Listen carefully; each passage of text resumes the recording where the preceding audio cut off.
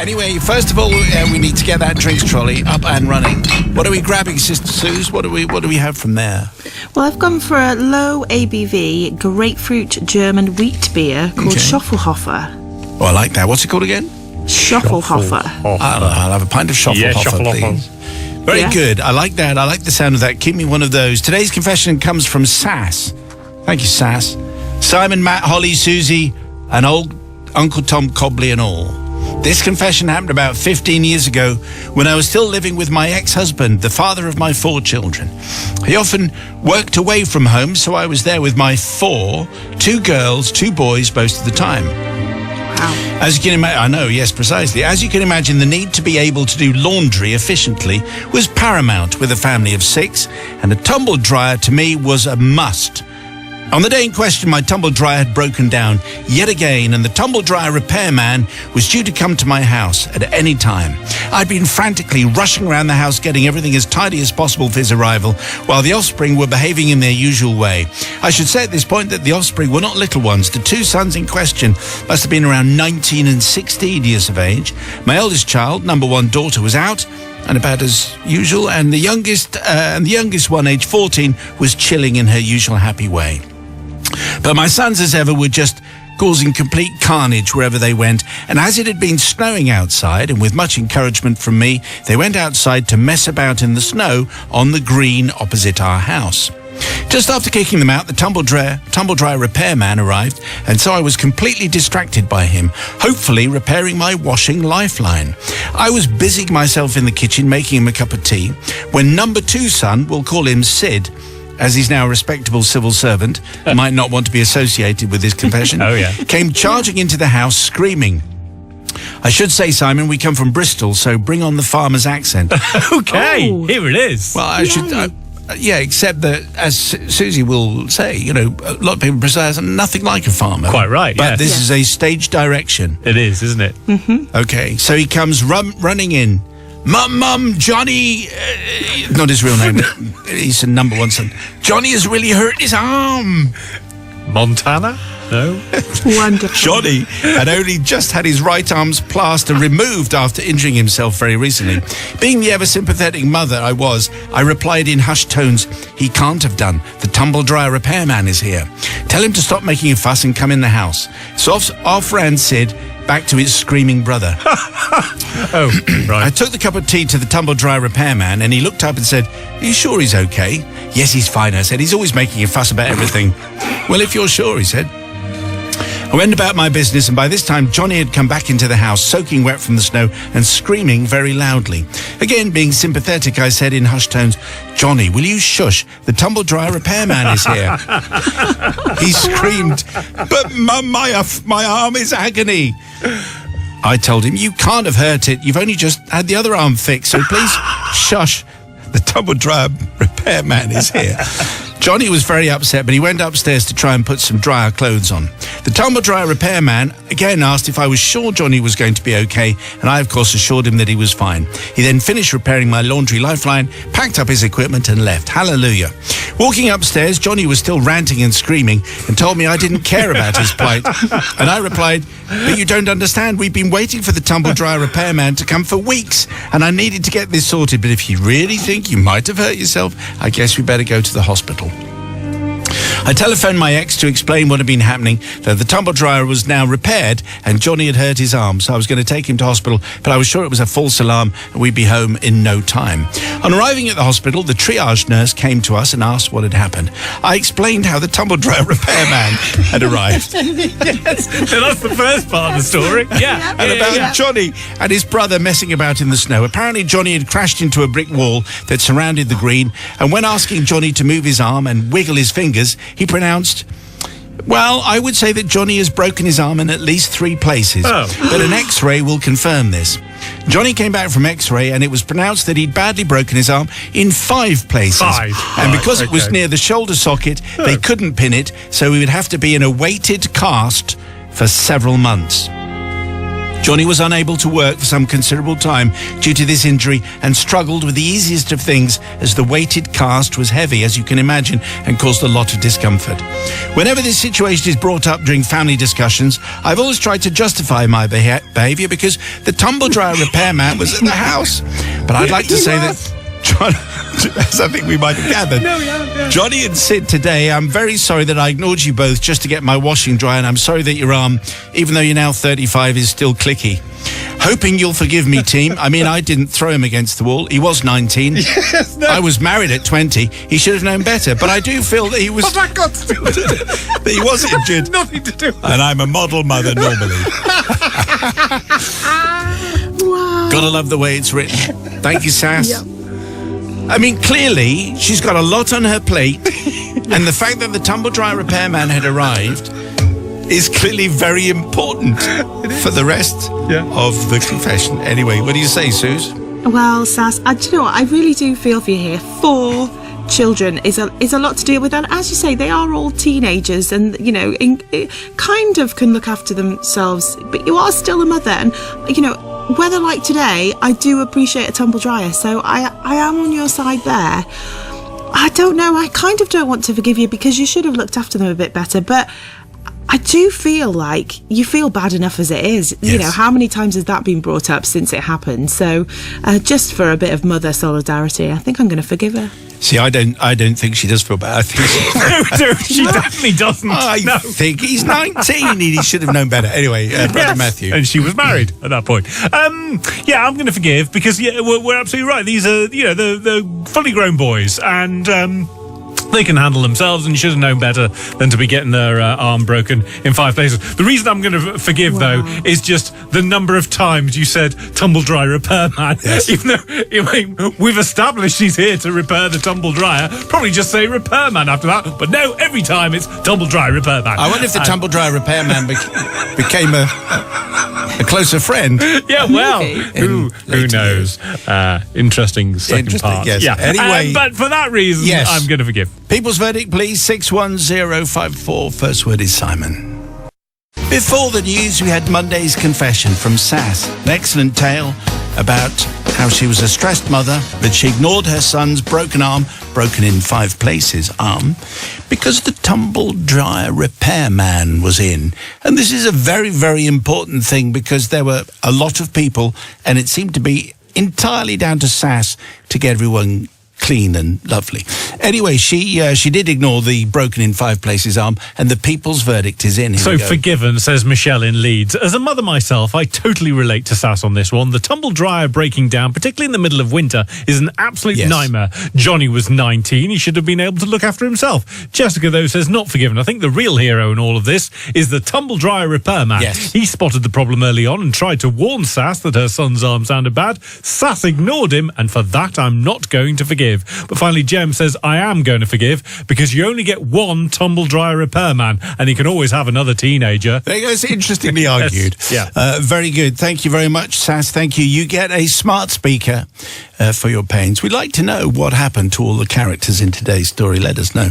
Your confession would be very welcome. Confessions at greatesthitsradio.co.uk. Okay, so it's 13 minutes to 6 o'clock. Time to grab something from the drinks trolley before it whizzes past. There it is. Tensions are high. A lot of people are very nervous, and we need something good for the drinks trolley. What are you offering? Well, to help with those nerves, and slightly inspired by the confession name, although we might regret it later, how about a single malt scotch? Auchentoshan would be my choice. An Auchentoshan Yeah. with 1 cube of ice, please. 1 cube of ice or a little dash of water for me. No. No. Okay. Cube of ice is correct. Just the ice, That's apparently. the one. Okay. Today's confession, Matt will not forgive because as soon as he hears who it's from. Oh, right. Ooh. Okay. Today's confession comes from Rupert. Ugh. There you go. Father Simon, good afternoon. Seeking forgiveness from the celestial body known as the Collective. A confession from 1993, different times. A story of inter-service rivalry and a young army officer cadet from the Royal Military Academy, Sandhurst. That's me, Rupert. It has become time to confess after all these years, following, I believe, a distinguished career in the British Army. So back then, as an Army officer cadet, Not surprisingly, there was a lot of shouting and a lot of getting tired and wet and cold in Wales. One thing to look forward to, however, was sport. And I was lucky enough to play hockey to a very good standard. And so was in the first 11, which meant getting out of the academy for matches. One event that we looked forward to particularly was the inter-service matches against Cranwell and Dartmouth, the RAF and the Royal Navy officer training centres, respectively. This story revolves around our match away at Cranwell. So one weekend, Sandhurst sent men and women's teams to the RAF College at Cranwell to do battle across rugby, hockey, cross-country and football.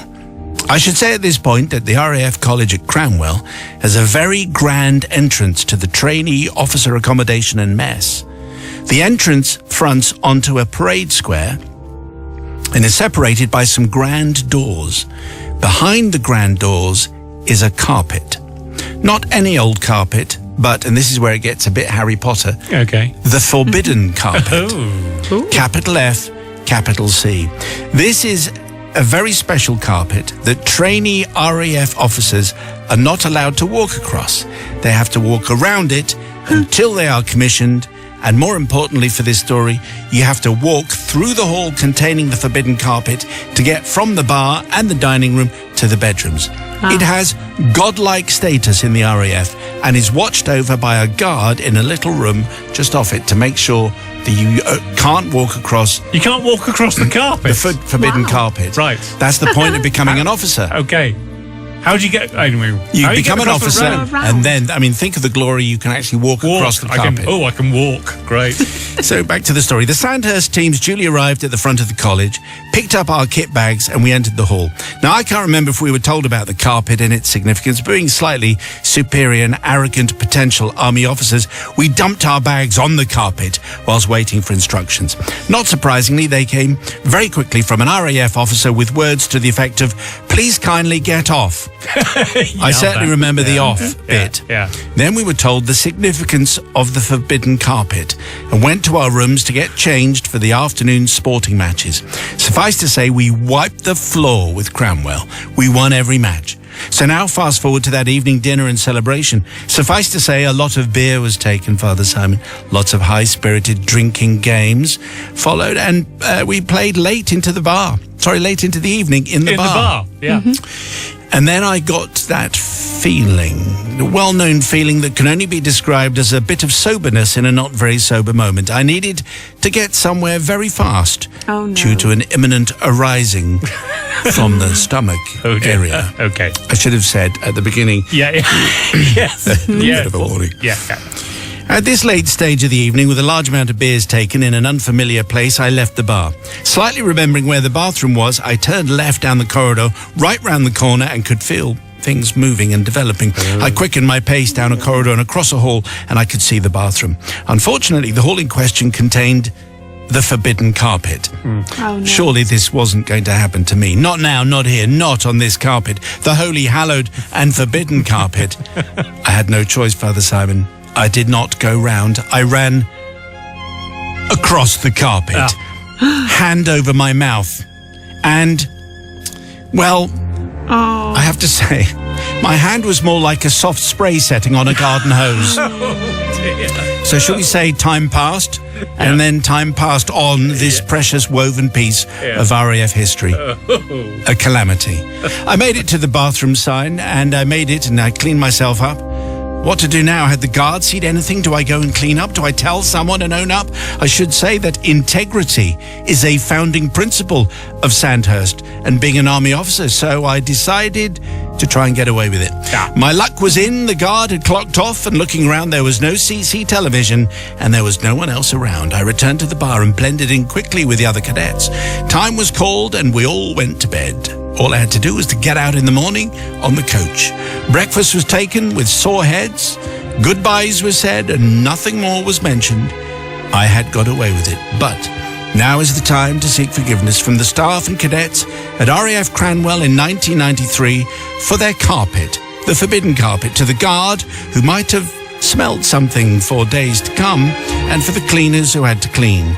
And also to the Commandant and staff at Sandhurst for not displaying full integrity and owning up to my misdemeanour. Finally, I'd like to apologise to the current Chief of Air Staff and Head of the Royal Air Force, Air Chief Marshal Sir Rich Knighton, who I know from having served with him in my career. So, Oh, right, I see. Wow. can I just say sorry, Rich, by the way? Yeah. Okay. Well, I have to say that Rich does not know Rupert by that name because he changed his name Yeah, I'll bet. before we got this far. Let's see what Sister Susie has to say. Well, Rupert, I understand the complicatedness with the carpet, but what I don't understand is why you let get yourself in a state that you needed to run across it and create the mess that you did. Just not responsible. And you know what, we have it in the pub all the time. People get too excited and then it's not very nice, and it's just not very nice to clean up, so therefore I can't forgive you. I love the idea of a forbidden carpet, brother Matthew. I'm less enamoured by the idea of a forbidden carpet. What is the point of having a carpet if you can't walk across it? Also, if you're going to have a forbidden carpet, don't put it next to the bar, because then people are going to be walking across the carpet, aren't they? Also, it feels like, you know, when you used to have your front room and no one was allowed in the front room apart from visitors. Apparently they get to go in the front room, but none of us who live in the house get to go in the front room. So I'm A little insight there. Yes, I'm going to... And also, there were no rules about doing what he ended up doing on the carpet. It was just, you can't walk across the carpet. Well, he didn't walk. He ended up doing something else. We did. Well, yes, but then there was something else. And so, for that reason, Yes. you know, because it was a loophole in the laws, I'm going to forgive. People's verdict, please. Do you forgive Rupert, yes or no?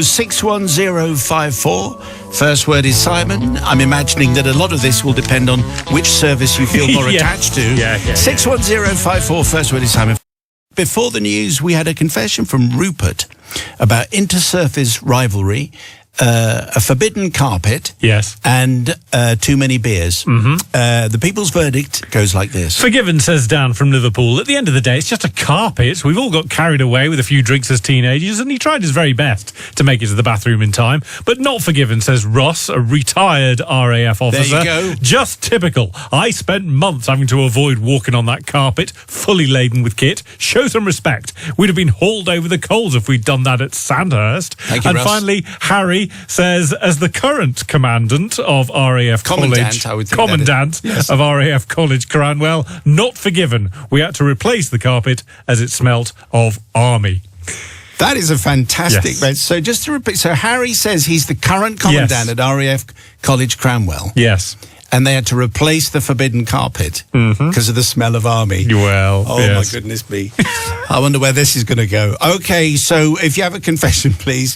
Thank you very much indeed for the verdict. Send it to confessions@greatesthitsradio.co.uk. Okay, it's 5:45. This is Greatest Hits Radio, and it's confession time. But look, there goes the drinks trolley, which we just need to grab something of before it goes anywhere else. What have we taken from the trolley today, Susie?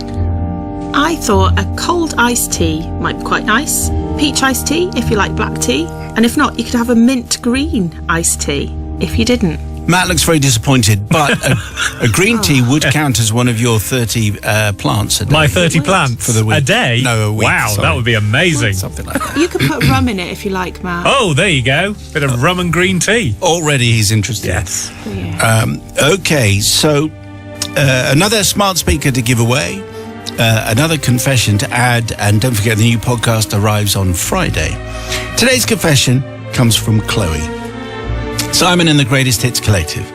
I'm writing to you for a second time as I seek... Oh, she might already have a smart speaker. Okay. Oh, I don't know whether we read it out. Anyway, she sent in another confession. I seek forgiveness for another transgression, and I'd like to hear Simon's French accent. Oh, good. So would I. Yes, Thank you. please. I'm not a performing monkey, but I will In a way, we all are. do that Yeah. if required.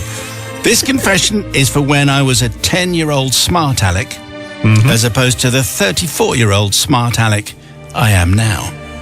I attended the same school for my whole childhood, and as a result, everyone knew everyone else. Also, I am bilingual in French. My mother is French, and so French classes were always a walk in the park. However, one year we had a brand new French teacher, Madame Le Boulanger. No, come on. Well, I can't use her real name. And I quickly realized, after I answered a couple of her questions correctly and received lots of praise from her, that she didn't know I was half French. Assuming at some point she would find out, I kept up the pretense that I was simply an extremely gifted linguist.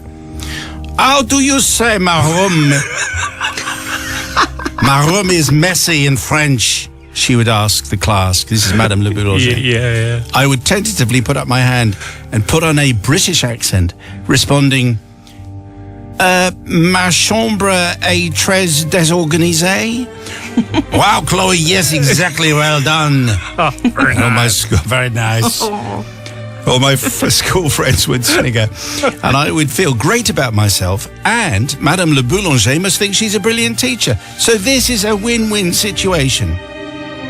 That was until a term into the year and parents' evening crept up on me. I sat at home waiting for my parents to come home with my surely glowing report from my teachers. Yes, Matt, I hate my 10-year-old self also. Yeah.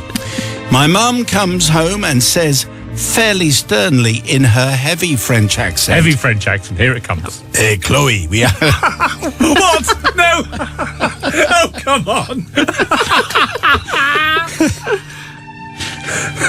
We had a very interesting chat with your French teacher. I understand she's called Madame Le Boulanger.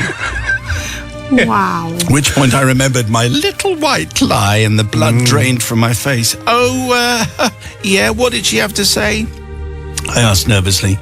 My mum said, well, we sat down and she was extremely glowing about your French, saying you had a real talent for languages. So nice having someone so good in the class who listens and engages. So still the mum. At which point I say, bah, j'espère bien. I should hope so. And she realized what had been going on. Luckily, my mother saw the funny side, and the teacher called me out on the lie the very next day in class. Chloe, lève-toi, stand up.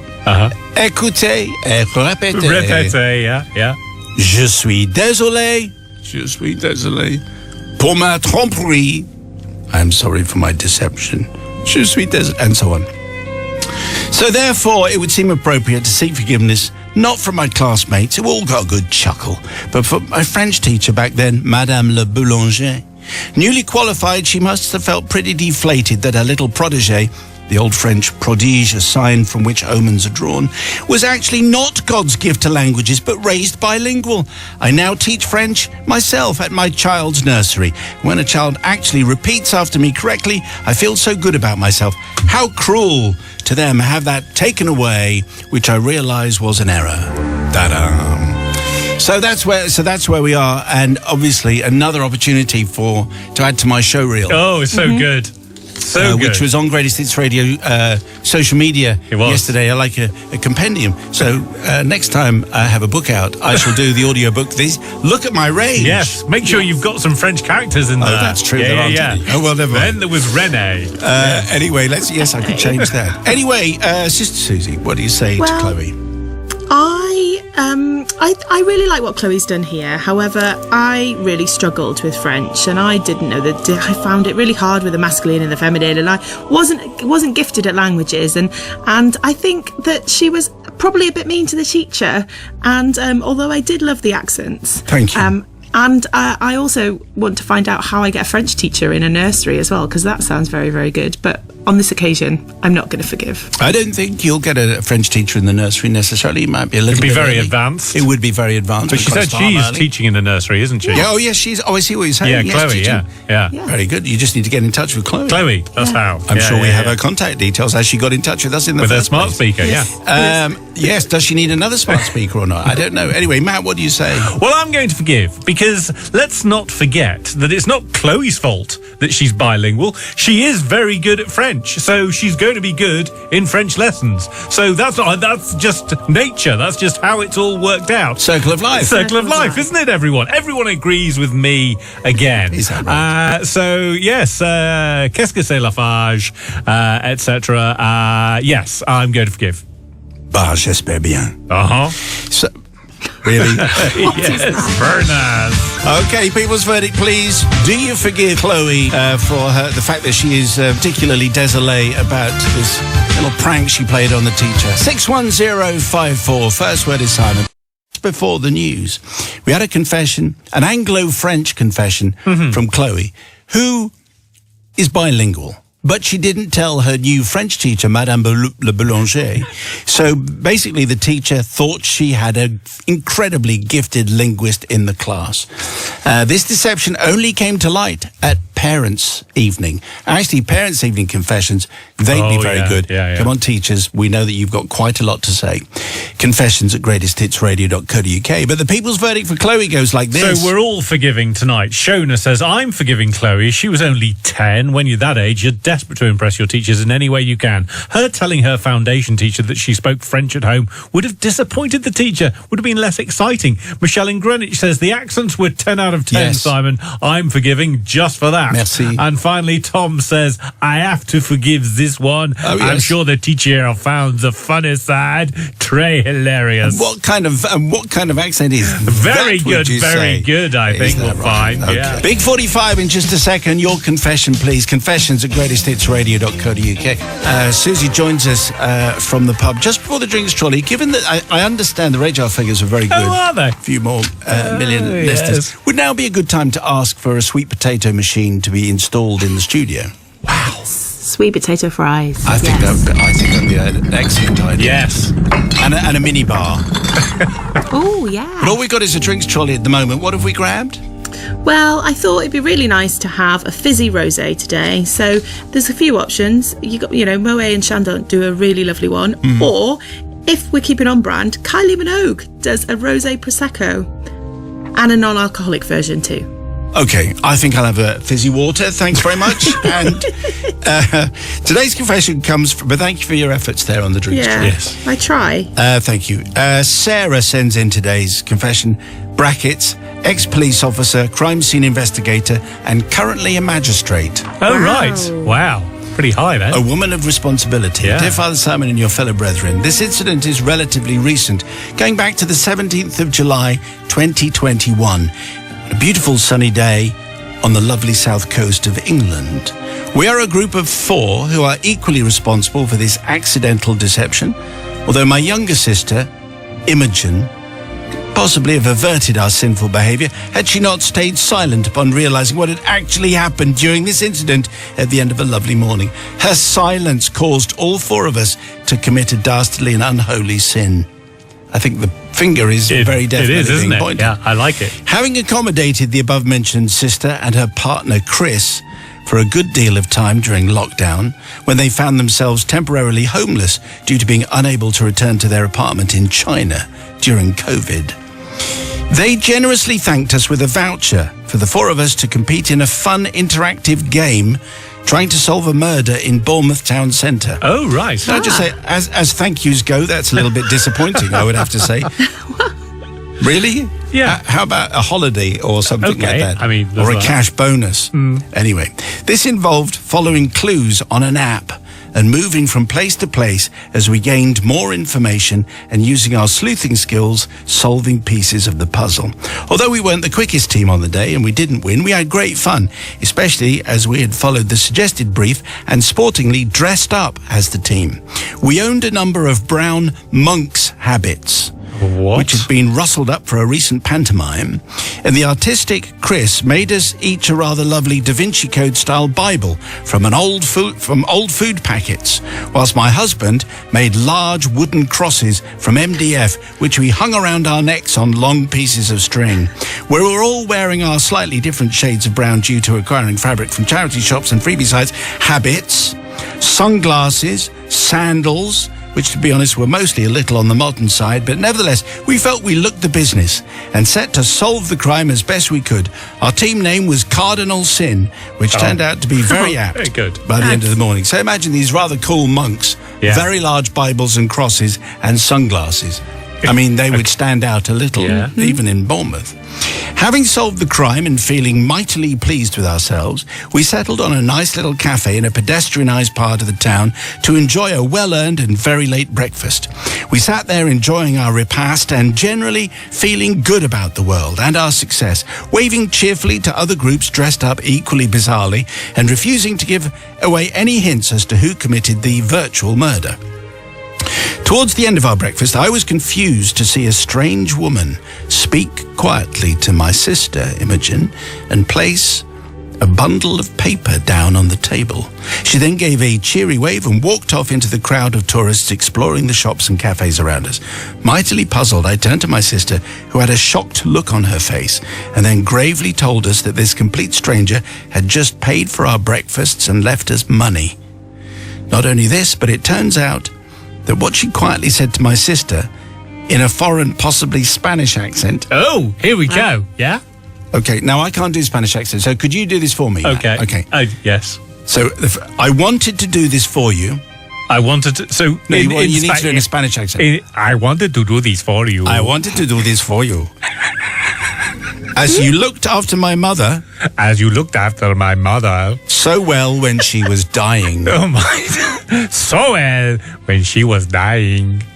And I love monks. And I love monks. And I love monks. Okay. So very good.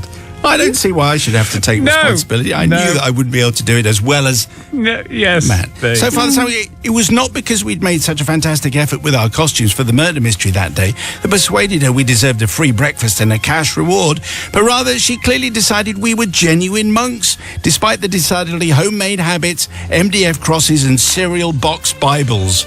The men burst out laughing when they realised what had happened, but my first thought was total mortification that this poor woman had spent her money on our food and drink, thinking that we were the real deal, quickly followed by my second thought of I should have ordered a bigger breakfast. So to all of you here in my confession, I beg forgiveness. We had no intention to deliberately mislead. I was honestly completely confused and baffled when I realised what she had done. Maybe we should have tried harder to spot her rapidly disappearing figure in the crowd, but by the time we'd realised what had happened and stopped our shocked and slightly hysterical laughter, she was long gone.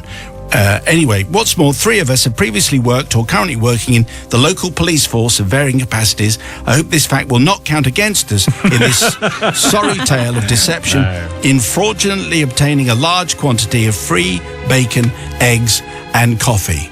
Well, I mean, this is the kind of thing you could expect. I suppose if you've got to walk around dressed as a monk, someone might think you're a monk. Yeah, no, and then true. if a woman says, here's some cash, you say no. Yeah. I'm not a real monk. It's very straightforward. Sister Susie, what do you say? Exactly. That is what I say. You could have told her, or your sister should have said immediately, oh, I'm sorry, I'm not a monk. We're not monks. Have Also, your money she's back. a woman. Yeah, not many female monks. There's the clue. Big clue, She'd be a isn't it? nun. Yes, she would be a nun, and right? therefore Can you I have- feel like can you have- they should have said it, and therefore I can't forgive them, even though they didn't really do anything wrong. They should have made it clear as the woman was talking, and therefore not forgiven. Can you be a female monk? Who knows? Or a male nun? Oh, well, we're in an area that we don't really know, do we? Brother, Spanish brother. Yes. Gorilla so man. I'm going to Gorilla forgive because, I mean, we might not know whether women can be monks, but we do know that monks don't wear sunglasses. And they were all wearing sunglasses. It may well no, do. they don't. Definitely They brew don't. all that amazingly strong beer. I've seen them on telly, and did in none of Sister them Act. were wearing sunglasses. Never see Ray-Bans on a monk. So for that reason, I'm going to forgive. Because The monks don't wear sunglasses. So therefore, it was the woman's fault. It was the woman's fault. Maybe she needs glasses because she didn't see She was that the easily monks fooled. were wearing sunglasses. Okay, it's the Yeah. people's verdict, please. Do you forgive Sarah, ex-police officer, crime scene investigator, currently a magistrate, and former monk? I don't think so. No. 61054, the first word is Simon. Forgiveness or no on the people's verdict. It's entirely down to you. Before the news, Sarah and family, although it was mainly just Sarah, doing the confession about impersonating monks in Bournemouth and then getting cash from poor widows who are just handing out money thinking they're the real thing. Did they give it back? No, they did not. It's an outrage.